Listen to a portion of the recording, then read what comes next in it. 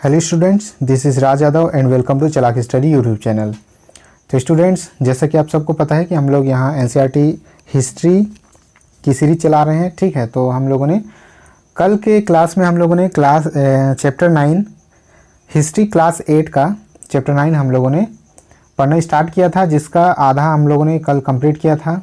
ठीक है, चैप्टर बड़ा होने की वजह से इसको 2 भागों में हम लोग पढ़ रहे हैं। तो इसका एक भाग कंप्लीट हो चुका है, जिसमें हम लोगों ने यहाँ तक कंप्लीट कर लिया है।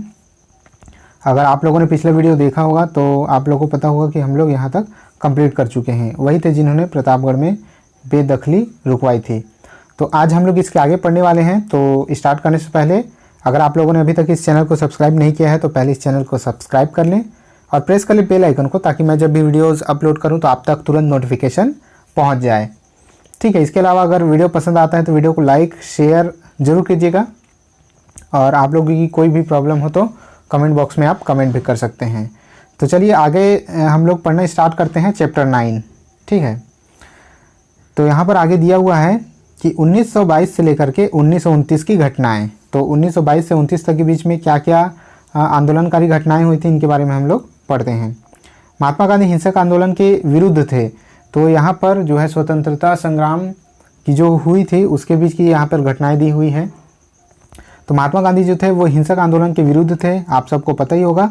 इसी कारण फरवरी 1922 में जब किसानों की एक भीड़ ने चौरा चौरी पुलिस थाने पर हमला कर उसे जला दिया तो गांधी जी ने अचानक असहयोग आंदोलन वापस ले लिया। तो जो असहयोग आंदोलन उस समय गांधी जी ने चलाया था वो लगभग पूरे देश में फैल चुकी थी। ठीक है, लोग अपने अपने स्तर पर असहयोग आंदोलन में साथ दे रहे थे। लेकिन जब भीड़ किसी भी आंदोलन के लिए उतरती है तो आप लोग को पता होगा कि भले ही उस आंदोलन को कितने भी शांतिपूर्ण ढंग से करने का प्रयत्न किया जाए, लेकिन कुछ लोगों की वजह से वो उग्र हो ही जाता है। ठीक है, तो चौरा चौरी जो घटना हुई वो उसी का परिणाम थी। असहयोग आंदोलन में जब भीड़ असहयोग आंदोलन में जो प्रदर्शन करने उतरी तो वो बेकाबू हो गई और चौरा चौरी पुलिस थाने को उन्होंने आग के हवाले कर दिया। उस दिन 22 पुलिस वाले मारे गए। किसान इसलिए बेकाबू हो गए थे क्योंकि पुलिस ने उनके शांतिपूर्ण जुलूस पर गोलियां चला दी थी। ठीक है, तो यहाँ पर एक घटना ये भी हुई थी पुलिस की ओर से कि पुलिस ने शांतिपूर्ण जुलूस पर गोलियां चला दी थी, जिससे लोग बेकाबू हो गए, भड़क गए और उन्होंने बदले में क्या किया, पुलिस थाने को ही आग के हवाले कर दिया, जिसमें 22 पुलिस वाले मारे गए। असहयोग आंदोलन खत्म होने के बाद गांधी जी के अनुयायी ग्रामीण इलाकों में रचनात्मक कार्य शुरू करने पर जोर देने लगे। तो जब चौरा चौरी का कांड हुआ उसके बाद गांधी जी ने असहयोग आंदोलन को वापस ले लिया। चित्तरंजन दास और मोतीलाल नेहरू जैसे अन्य नेताओं की दलील थी कि पार्टी को परिषद चुनाव में हिस्सा लेना चाहिए और परिषदों के माध्यम से सरकारी नीतियों को प्रभावित करना चाहिए। 20 के दशक के मध्य में गांवों में किए गए व्यापक सामाजिक कार्यों की बदौलत गांधीवादियों को अपना जनाधार फैलाने में काफ़ी मदद मिली। 1930 में शुरू हुए सविनय अवज्ञा आंदोलन के लिए यह जनाधार काफ़ी उपयोगी साबित हुआ। तो 1930 में कौन सा आंदोलन शुरू हुआ? सविनय अवज्ञा आंदोलन। ठीक है, इसको भी नोट करके रखिएगा। 1930 में सविनय अवज्ञा आंदोलन स्टार्ट हुआ।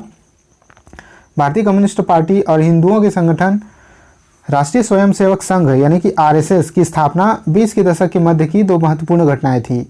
तो जो 20 का दशक था उसके बीच में, ठीक है, 20 का दशक कहने का मतलब कि 1910 से लेकर के 20 के बीच भारतीय कम्युनिस्ट पार्टी और हिंदुओं के संगठन जो है आरएसएस, ठीक है, भारतीय कम्युनिस्ट पार्टी और आरएसएस का गठन हुआ।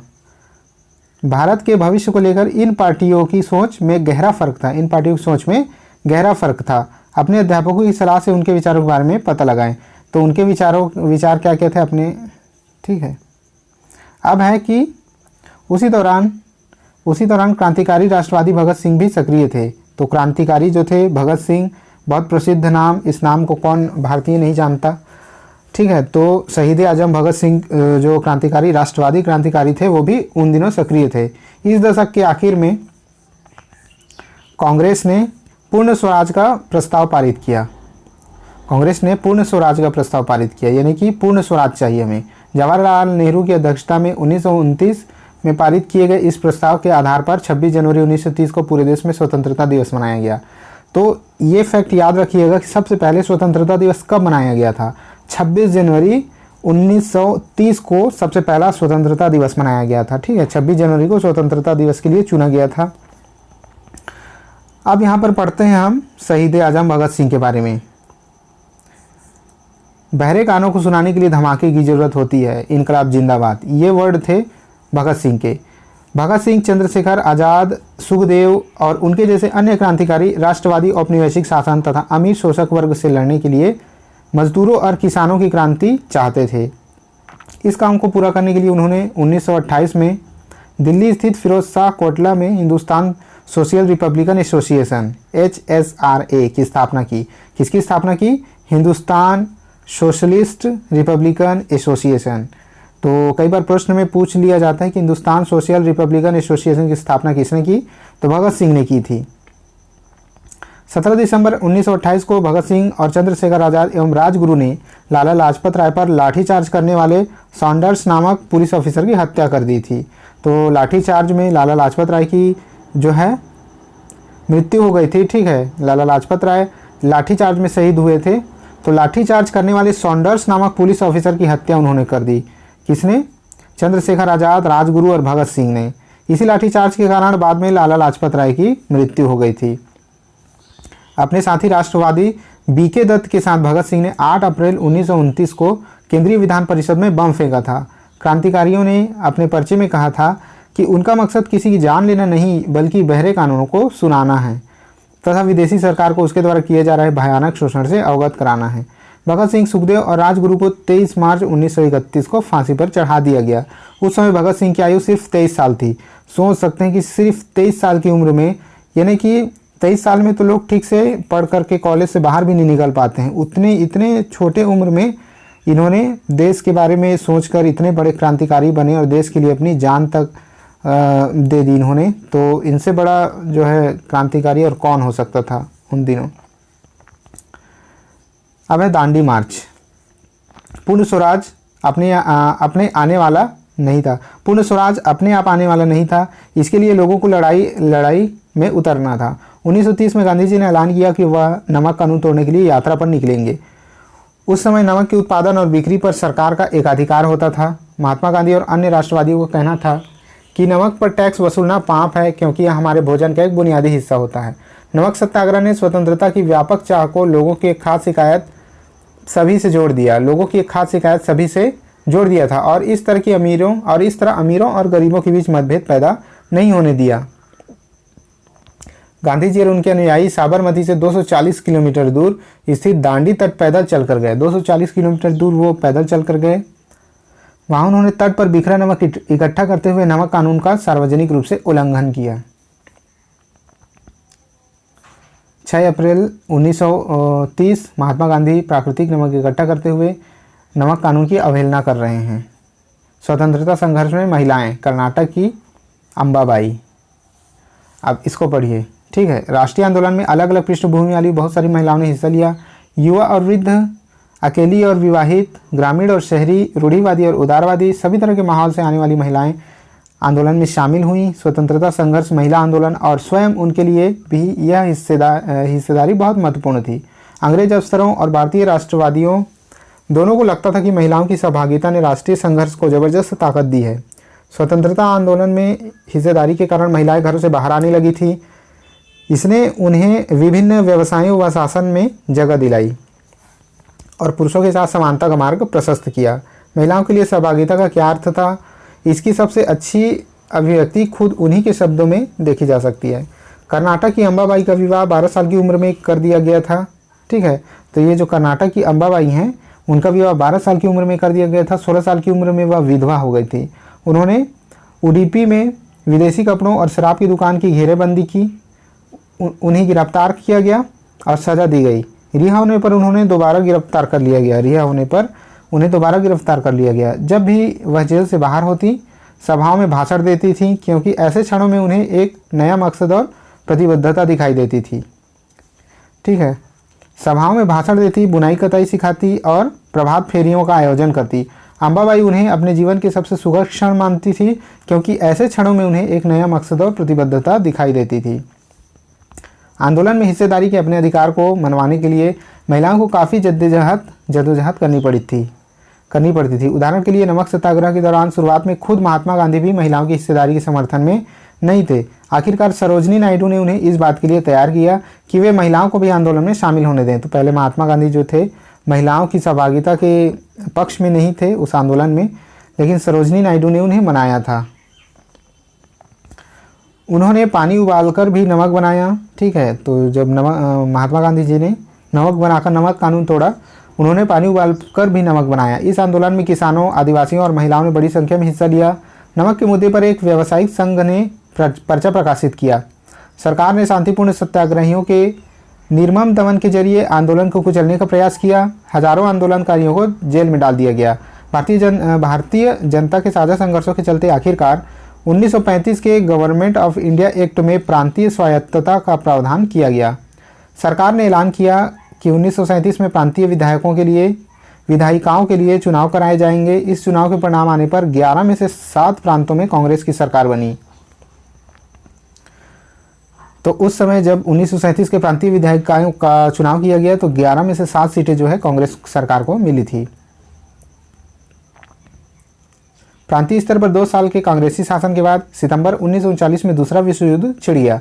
हिटलर के प्रति आलोचनात्मक रवैये के कारण कांग्रेस के नेता ब्रिटेन के युद्ध प्रयासों में मदद देने को तैयार हो गए, ठीक है। तो हिटलर के प्रति आलोचनात्मक रवैये होने के कारण कांग्रेस के नेता ब्रिटेन के युद्ध प्रयासों में मदद देने के लिए तैयार हो गए, यानी कि वो हिटलर की आलोचना करते थे, जिसकी वजह से वो ब्रिटेन का साथ देने लगे युद्ध में।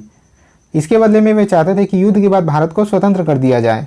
अंग्रेजों ने यह बात नहीं मानी। अंग्रेजी सरकारों ने विरोध में इस्तीफा दे दिया। कांग्रेस सरकारों ने जितने भी 11 में से 7 सीटें जो कांग्रेस की आई थी तो उन्होंने इस्तीफा दे दिया। अब है वीर लखन नायक को फांसी दे दी गई। 30 के दशक में नवरंगपुर कांग्रेस उड़ीसा के अध्यक्ष बाजी मोहम्मद लिखते हैं कि 25 अगस्त 1942 को 19 लोग नवरंगपुर स्थित पपरंदी में हुई पुलिस फायरिंग में मौके पर ही मारे गए। बहुत सारे लोग बाद में घावों के कारण मर गए। 300 से ज़्यादा घायल हुए। 1000 से ज़्यादा को कोरापुट जिले की जेल में डाल दिया गया। कई को गोली मार दी गई या फांसी पर लटका दिया गया। वीर लखन नायक, अंग्रेजों की अवहेलना करने वाले एक विख्यात जनजातीय नेता को भी फांसी पर लटका दिया गया। बाजी हम बताते हैं कि लखन नायक अपनी फांसी के बारे में चिंतित नहीं थे, बल्कि उन्हें केवल इस बात का दुख था कि स्वतंत्रता का प्रभात नहीं देख पाएंगे। बाजी मोहम्मद ने राष्ट्रीय संघर्ष में शामिल होने के लिए 20,000 लोगों को लामबद्ध किया था।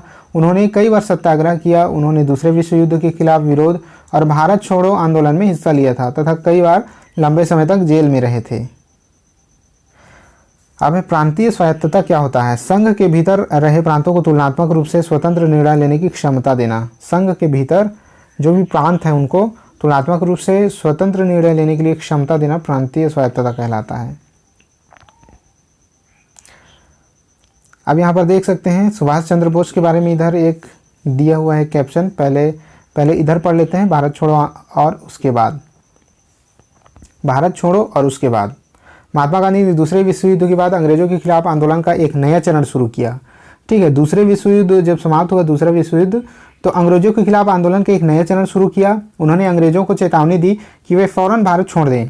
गांधी जी ने भारतीय जनता से आह्वान किया कि वे करो या मरो के सिद्धांत पर चलते हुए अंग्रेजों के विरुद्ध अहिंसक ढंग से संघर्ष करें। तो गांधी जी की जितने भी आंदोलन होते थे वो अहिंसक ढंग से होते थे, यानी जिसमें हिंसा नहीं होती थी, मारपीट का कोई जगह नहीं था उनके आंदोलन में। गांधी जी और अन्य नेताओं को फौरन जेल में डाल दिया गया। इसके बावजूद यह आंदोलन फैलता गया। किसान और युवा इस आंदोलन में बड़ी संख्या में शामिल हुए। विद्यार्थी अपनी पढ़ाई लिखाई छोड़कर आंदोलन में कूद पड़े। देश भर में संचार तथा राज्य सत्ता के प्रतीकों पर हमले हुए। बहुत सारे इलाकों में लोगों ने अपनी सरकार का गठन कर लिया। सबसे पहले अंग्रेजों ने बर्बर दमन का रास्ता अपनाया। ठीक है, बर्बरता से उन्होंने आंदोलन को दमन करने का प्रयास किया। 1943 के अंत तक 90,000 से ज़्यादा लोग गिरफ्तार कर लिए गए थे और लगभग 1,000 लोग पुलिस की गोली से मारे गए थे। बहुत सारे इलाकों में हवाई जहाज से भी भीड़ पर गोलियां बरसाने का आदेश दिए गए, परंतु आखिरकार इस विद्रोह ने ब्रिटिश राज को घुटने टेकने के लिए मजबूर कर दिया। अब है स्वतंत्रता और विभाजन की ओर। 1940 में मुस्लिम लीग ने देश के पश्चिमोत्तर तथा पूर्वी क्षेत्रों में मुसलमानों के लिए स्वतंत्र राज्यों की मांग करते हुए एक प्रस्ताव पारित किया। इस प्रस्ताव में विभाजन या पाकिस्तान का जिक्र नहीं था। मुस्लिम लीग ने उपमहाद्वीप के मुसलमानों के लिए स्वायत्त व्यवस्था की मांग क्यों की थी? 1930 के दशक के आखिरी सालों से लीग मुसलमानों और हिंदुओं को अलग अलग राष्ट्र मानने लगी थी। इस विचार तक पहुंचने में 20 और 30 के दशक के हिंदू और मुसलमानों के कुछ संगठनों के बीच हुए तनावों का भी हाथ रहा होगा। जो हिंदू और मुसलमानों के बीच तनाव भरे कुछ माहौल पैदा हुए थे, उनका भी हाथ रहा होगा बंटवारे वाली सोच के लिए। ठीक है, तो 1937 के प्रांतीय चुनाव संभवतः इससे भी ज़्यादा बड़े कारण रहे। 1937 के जो प्रांतीय चुनाव थे वो उससे भी बड़े कारण थे। इन चुनावों ने मुस्लिम लीग को इस बात का यकीन दिला दिया कि जहां मुसलमान अल्पसंख्यक हैं और किसी भी लोकतांत्रिक संरचना में उन्हें हमेशा गौण भूमिका निभानी पड़ेगी। लीग को यह भी भय था कि संभवतः मुसलमानों को प्रतिनिधित्व ही न मिल पाए। 1937 में मुस्लिम लीग संयुक्त प्रांत में कांग्रेस के साथ मिलकर सरकार बनाना चाहती थी, परंतु कांग्रेस ने इस प्रस्ताव को स्वीकार नहीं किया, जिससे फासला और बढ़ गया। 30 के दशक में मुस्लिम जनता को अपने साथ लामबद्ध करने में कांग्रेस की विफलता ने भी लीग को अपना सामाजिक जनाधार फैलाने में मदद की। 40 के दशक के शुरुआती सालों में जिस समय कांग्रेस के ज़्यादातर नेता जेल में थे, उस समय लीग ने अपने प्रभाव फैलाने के लिए तेज़ी से प्रयास किए। 1945 में विश्व युद्ध खत्म होने के बाद, ठीक है, 1945 में जो द्वितीय विश्व युद्ध था वह खत्म होने के बाद अंग्रेजों ने भारतीय स्वतंत्रता के लिए कांग्रेस और लीग से बातचीत शुरू कर दी। यह वार्ता असफल रही क्योंकि लीग का कहना था कि उसे भारतीय मुसलमानों का एकमात्र प्रतिनिधि माना जाए। कांग्रेस इस दावे को मंजूर नहीं कर सकती थी क्योंकि बहुत सारे मुसलमान अभी भी उसके साथ थे। 1946 में दोबारा प्रांतीय चुनाव हुए। सामान्य निर्वाचन क्षेत्रों में कांग्रेस का प्रदर्शन तो अच्छा रहा, परंतु मुसलमानों के लिए आरक्षित सीटों पर लीगों को बेजोड़ सफलता मिली। लीग पाकिस्तान की मांग पर चलती रही। मार्च 1946 में ब्रिटिश सरकार ने इस मांग का अध्ययन करने और स्वतंत्र भारत के लिए एक सही राजनीतिक बंदोबस्त सुझाने के लिए 3 सदस्यीय परिसंघ भारत भेजा। इस परिसंघ ने सुझाव दिया कि भारत अविभाजित रहे और उसे मुस्लिम बहुत क्षेत्रों को कुछ स्वायत्तता देते हुए ढीले ढाले महासंघ के रूप में संगठित किया जाए। कांग्रेस और मुस्लिम लीग दोनों ही इस प्रस्ताव के कुछ खास प्रावधानों से सहमत नहीं थे। यानी कि जो वो 3 सदस्यीय जो टीम थी, उन्होंने जो सुझाव दिए उसे कांग्रेस और लीग, मुस्लिम लीग दोनों ही उतने सहमत नहीं थे। अब देश का विभाजन अवश्यंभावी था। ठीक है, अब देश का जो विभाजन था वो लगभग पक्का हो चुका था। कैबिनेट मिशन की इस विफलता के बाद मुस्लिम लीग ने पाकिस्तान की अपनी मांग मनवाने के लिए जन आंदोलन शुरू करने का फैसला किया। मुस्लिम लीग ने उसने 16 अगस्त 1946 को प्रत्यक्ष कार्यवाही दिवस मनाने का आह्वान किया। तो प्रत्यक्ष कार्यवाही दिवस जो है कब मनाया गया था? तो ये जो प्रत्यक्ष कार्यवाही दिवस है 16 अगस्त 1946 को प्रत्यक्ष कार्यवाही दिवस मनाया गया। इसी दिन कलकत्ता में दंगे भड़क उठे जो कई दिन चलते रहे। इन दंगों में हजारों लोग मारे गए। मार्च 1947 तक उत्तर भारत के विभिन्न भागों में भी हिंसा फैल गई।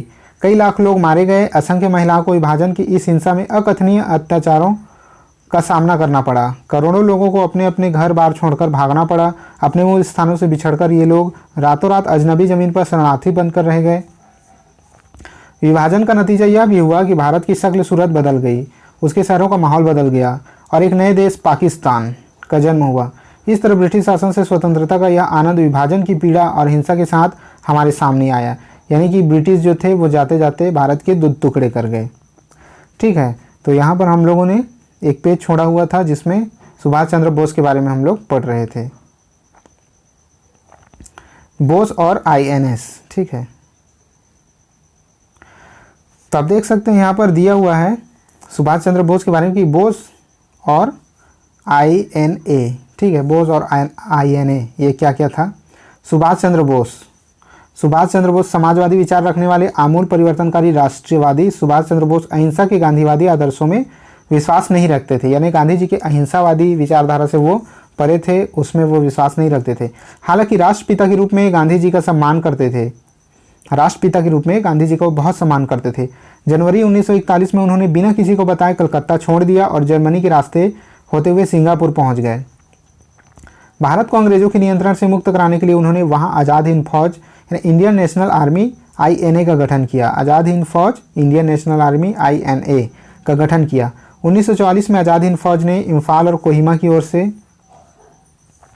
भारत में प्रवेश करने का प्रयास किया, परंतु यह अभियान सफल नहीं हो पाया। INA के सदस्यों को कैद कर लिया गया और उन पर मुकदमे चलाए गए। देश भर में तमाम तरह के लोगों ने आज़ाद हिंद फौज के सिपाहियों पर चलाए गए मुकदमों के खिलाफ चले संघर्षों में हिस्सा लिया, यानी जो उनके खिलाफ जो मुकदमा चला था उसके खिलाफ लोगों ने सुभाष चंद्र बोस का साथ दिया था। यहाँ पर चित्र दिया गया मौलाना आज़ाद तथा कांग्रेस कार्यकारी समिति के अन्य सदस्य, सेवाग्राम 1942। मौलाना आज़ाद का जन्म मक्का में हुआ था। उनके पिता बंगाली और माँ अरब मूल की थी। बहुत सारी भाषाओं के जानकार, आज़ाद इस्लाम के विद्वान और वहादते दीन यानी सभी धर्मों की बुनियादी एकता के हिमायती थे। गांधीवादी आंदोलन में हमेशा सक्रिय रहने वाले और हिंदू मुस्लिम एकता के पक्के हिमायती थे। उन्होंने जिन्ना के 2 राष्ट्र सिद्धांत का विरोध किया था। तो जिन्ना ने ये 2 राष्ट्र सिद्धांत जब निकाला था, जिन्ना अपने जीत पर अड़ गए थे कि राष्ट्र का बंटवारा होना चाहिए, तो उसका विरोध मौलाना आज़ाद ने किया था। गांधी जिन्ना वार्ता से पहले गांधी जी के साथ बात करते हुए चक्रवर्ती राजगोपालाचारी, वयोवृद्ध राष्ट्रवादी और दक्षिण में नमक सत्याग्रह के नेता सी राजगोपालाचारी 1946 में बनी अंतरिम सरकार के सदस्य थे और स्वतंत्र भारत के पहले भारतीय गवर्नर जनरल थे। इसको याद रखिएगा। तो स्वतंत्र भारत के प्रथम और अंतिम गवर्नर जनरल कौन थे? सी राजगोपालाचारी थे। उन्हें लोग राजा जी के नाम से जानते थे। अब है सरदार वल्लभ भाई पटेल। सरदार वल्लभ भाई पटेल ने 1945 से 47 के दौरान आज़ादी के लिए चली वार्ताओं में एक अहम भूमिका अदा की थी। पटेल नादियाड गुजरात के एक गरीब किसान व्यवसायी परिवार से थे। 1918 के बाद स्वतंत्रता आंदोलन की अगली कतार में रहने वाले पटेल 1931 में कांग्रेस के अध्यक्ष भी रहे। तो पटेल कब से कांग्रेस के अध्यक्ष रहे? 1931 में वो कांग्रेस के अध्यक्ष रहे। अब यहाँ दिया हुआ है महात्मा गांधी जी के साथ मोहम्मद अली जिन्ना। 1920 तक हिंदू मुस्लिम एकता के समर्थन में सक्रिय रहे जिन्ना ने लखनऊ समझौता करवाने में एक अहम भूमिका अदा की थी। 1934 के बाद उन्होंने मुस्लिम लीग को पुनर्जीवित किया और अंत में वे पाकिस्तान की स्थापना के सबसे मुख्य प्रवक्ताओं की कतार में जा पहुंचे। तो यहाँ पर ये मुख्य चैप्टर यहाँ पर समाप्त होता है। यहाँ दिया हुआ है अन्यत्र। अफ्रीका में राष्ट्रवाद घाना का उदाहरण। 19वीं सदी के आखिर और 20वीं सदी की शुरुआत में बहुत सारे अफ्रीकी और एशियाई देशों में राष्ट्रवाद का उदय हुआ। इनमें से बहुत सारे देशों में राष्ट्रवाद का उदय स्वतंत्रता के लिए उपनिवेशवाद विरोधी संघर्षों के तहत हुआ। अफ्रीका में औपनिवेशिक शासन तानाशाह जैसा था। अफ्रीका में विदेशी शासकों के प्रतिनिधि के रूप में केवल मुखियाओं को ही शासन चलाने की छूट दी जाती थी, या फिर अफ्रीकियों के बारे में केवल गोरे प्रतिनिधियों वाली सभाएं कानून बनाती थी। कम से कम दूसरे विश्व युद्ध के बाद तक अफ्रीकियों के पास निर्णय लेने या प्रतिनिधित्व की ताकत नहीं थी। स्थानीय भूमि स्वामियों या किसानों से जमीन का जबरन अधिग्रहण, करों में वृद्धि और खराब कार्य परिस्थितियों की वजह से बहुत सारे अफ्रीकी आंदोलन शुरू हुए। 1957 में घाना स्वतंत्रता पाने वाला उप सहारा अफ्रीका का पहला देश बना। इससे पहले उसे गोल्ड कोस्ट के नाम से जाना जाता था। तो घाना को पहले गोल्ड कोस्ट के नाम से जाना जाता था। यहाँ स्वतंत्रता आंदोलन का